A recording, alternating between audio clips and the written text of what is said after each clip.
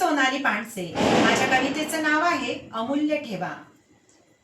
अनेक चांदण्या बघितल्या आहे मी लुप्त होताना आकाशात, पण एक चांदणी आहे कायम मनाच्या कोपऱ्यात. हो, बालपणी आकाशकंदील म्हणून चांदणीच असायची. मोठ्या मोठ्या आकाशकंदिलाची कधी गरजच नाही भासायची.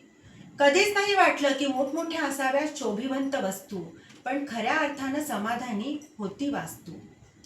तुझा ड्रेस छान की माझा ड्रेस छान याची असायची लटकी स्पर्धा, पण एक लाडू असेल तर खायचो अर्धा अर्धा. आंघोळीचं पाणी गरम करण्यासाठी तांब्याचा बंब असायचा आणि प्रत्येकाच्या आंघोळीच्या वेळेस एक लवंगी फटाका फुटायचा. आउटिंगचा तर ऑप्शनच माहीत नव्हता हो राव. भाऊबीजेला आठवायचा तेवढा मामाचा गाव. उगाच नाही हो झाली म्हण प्रचलित, लहानपण देगा देवा. उगाच नाही हो झाली म्हण प्रचलित, लहानपण देगा देवा. कोणी आणून देईल का मला बालपणीच्या दिवाळीचा तो अमूल्य ठेवा. कोणी आणून देईल का मला बालपणीच्या दिवाळीचा तो अमूल्य ठेवा. सर्वांना दीपावलीच्या खूप खूप शुभेच्छा. धन्यवाद.